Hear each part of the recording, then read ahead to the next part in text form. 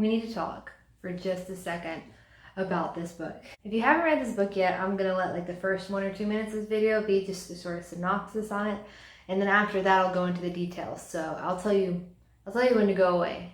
Don't worry. But all I can say is, what the actual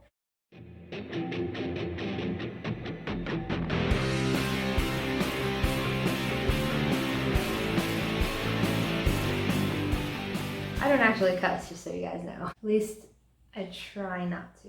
But this book had me close to it many, many times. So basically, if you haven't read the book yet, it is a sort of side story / continuation of the Grisha trilogy. It follows King Nikolai, the boy king. Well, he's not really a boy anymore. I don't know why they still call him that, but he has an incredible personality. I'll read you the synopsis because I'm not very good at like breaking things down. The prince with a demon curled inside his heart, Nikolai Lantsov, I hope I said that right, has always had a gift for the impossible. The people of Ravka don't know what he endured in their bloody civil war, and he intends to keep it that way. Yet with each day, a dark magic within him grows stronger, threatening to destroy all he has built. I can't imagine how much I'll butcher Zoya's last name. Zoya Nazilinskaya has devoted her life to honing her deadly talents and rebuilding the Grisha army. Despite their magical gifts, Zoya knows the Grisha cannot survive without Ravka as a place of sanctuary. Ooh. Oh, and Ravka cannot survive a weakened king. Zoya will stop at nothing to help Nikolai secure the throne, but she also has new enemies to conquer in the battle to come. I won't read the whole thing because you guys can read it yourself, but basically those are the main two characters. And then there's Nina, who we've met in the Six of Crows duology. So it's really cool how they kind of bring them together, because Six of Crows was very standalone-ish. Like, I read it and I hadn't read the Grisha trilogy yet, and so it wasn't hard to get into, other than like figuring out the world and the way the magic works and everything. So I thought this was just a continuation of that, but it turns out it has a lot of themes pulled in and a lot of storylines pulled in from the original trilogy. So I would recommend that you read the original trilogy before reading this if you have a choice. I haven't read it yet, so I feel like I got a lot of spoilers in this book just based on what they were talking about. It's such a good book. I still think that I would rate Six of Crows higher than this book, but only slightly. I could not stop reading. I read 250 pages in one day, and then I had to drag out the last 250 something pages over like 3 days because of work, but it was killing me. Nikolai is put through so much crap in this book. I was like falling in love with him, but it was so hard to watch all the stuff he had to battle with, like inside and outside of himself. And Zoya too. Zoya has such a good, like, bad A character personality. And so does Nina, really, but Zoya is a little more charismatic about it, or more serious about it, I guess. But the Darkling keeps making reappearances in this book, so he's from the original trilogy as well. He's kind of a crucial part of the plot, I'm assuming, based on this. But that's all I'm going to say in the non-spoiler section, so let's get to some spoilers. Everybody else, I'll give you a few seconds to press pause or leave.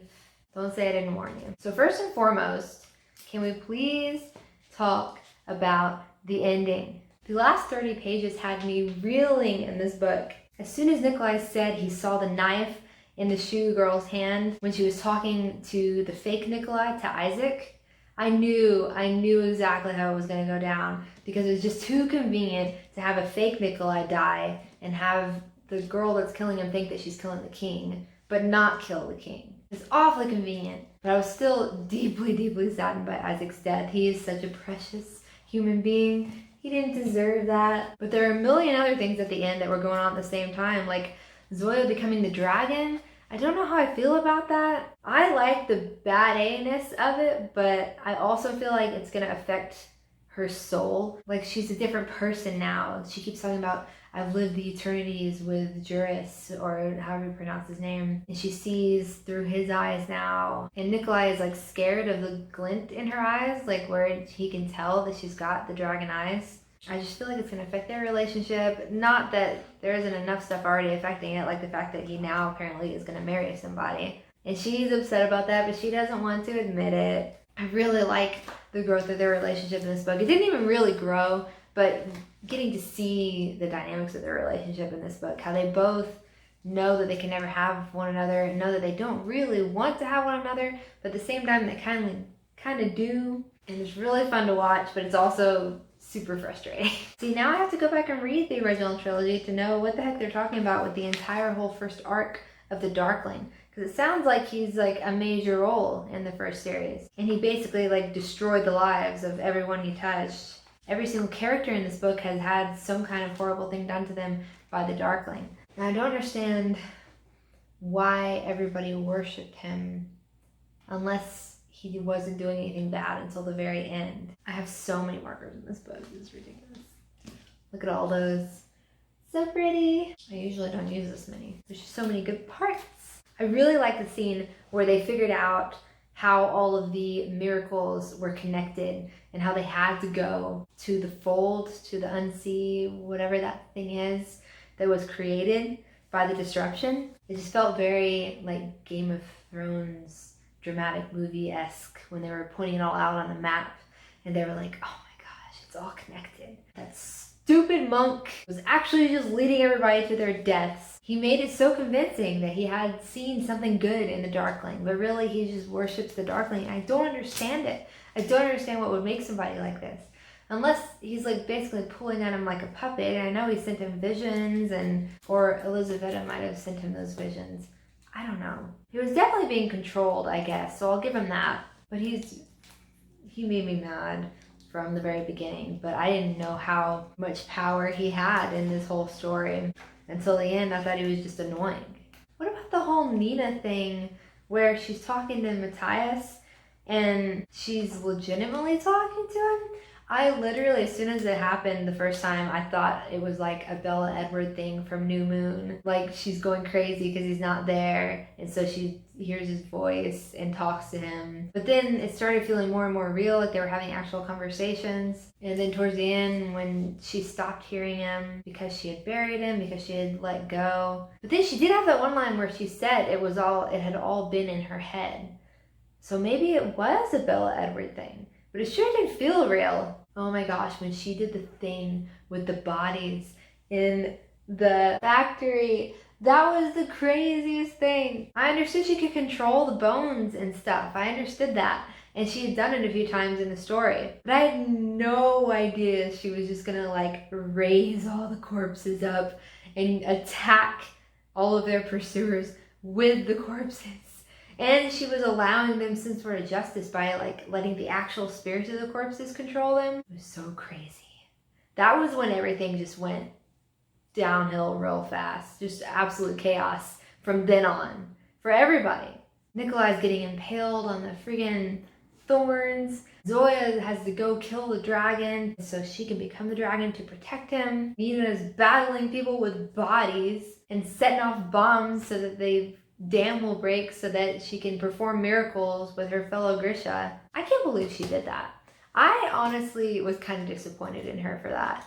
She was risking so many lives under the assumption that her fellow Grisha travelers would have the power to protect people from the poison in the water and the water itself as it plunged toward the city or village, tiny town, whatever. Wasn't it super sweet in that scene when they heard the baby cry in the carriage and the men started to realize that there's something wrong and they actually like cared about protecting these women and children? It's so hard to see the Jordans as protective. We're always following Grishas, so they're always so prejudiced against them, and I always see them as like the bad guys. But they really care about the weak and the helpless. Although they consider all women weak, which is kind of annoying, but they have goodness in their hearts, and I think it's really sweet. I'm sorry, I'm just going to jump around again, because the end, when Nikolai admits that there's still a part of the monster in him, I was so done. We just went through all of that. Everyone almost died. Everyone came out different than they were before. We had to kill a bunch of saints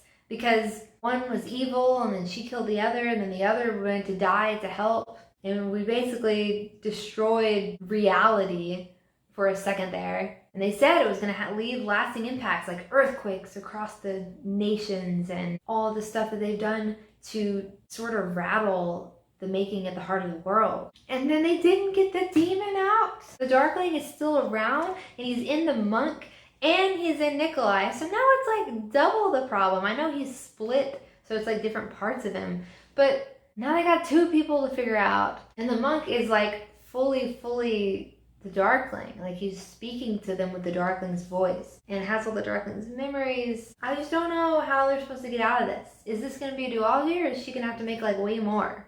Like way more. I've already seen the cover of the second book and it looks so pretty. They're going to look so pretty next to each other on my shelves. I just hope that we get some things wrapped up in the second book, because I need to know that people are going to live.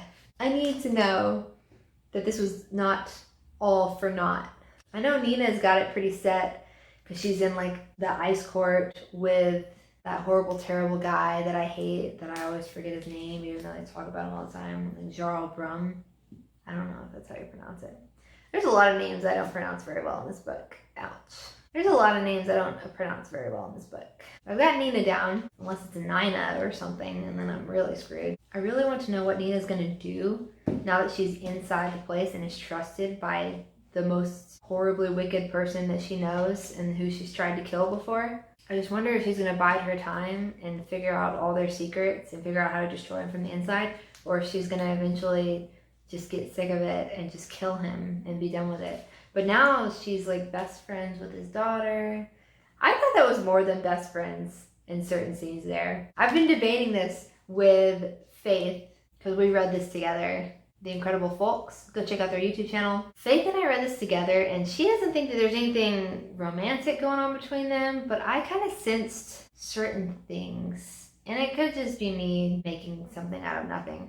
But like, she gets on the horse with Han? Is that how you say her name? And she says that their thighs are up together.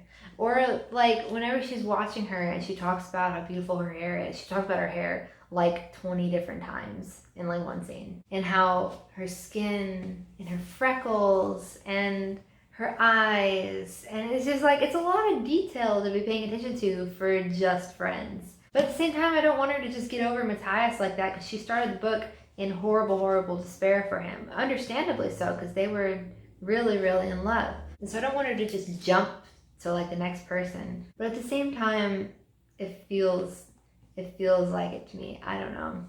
Maybe it is just a friend thing. I don't know. Do you think that Zoya is going to turn dark because of this Juris guy in her?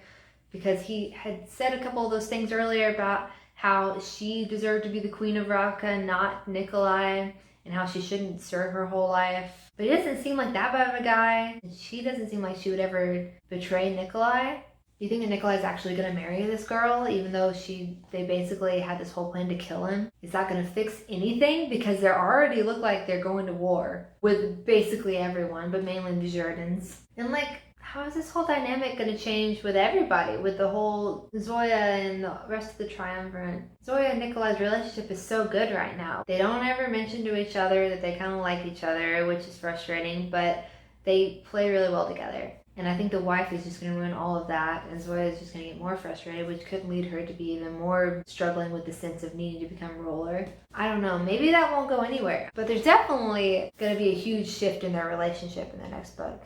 And I hope the next book continues to follow Nina and Han, although I don't know if they're going to do much in the near future, or if they're just going to like lay low for a while. But I definitely hope that we get lots and lots of Nikolai, because he is an angel and he's adorable and he has the sweetest personality and is so funny. He tries to make a light of everything, which I know is like a play to hide all of his depression and darkness and stuff, but he's still so cute. I seriously cannot ramble on long enough for this book.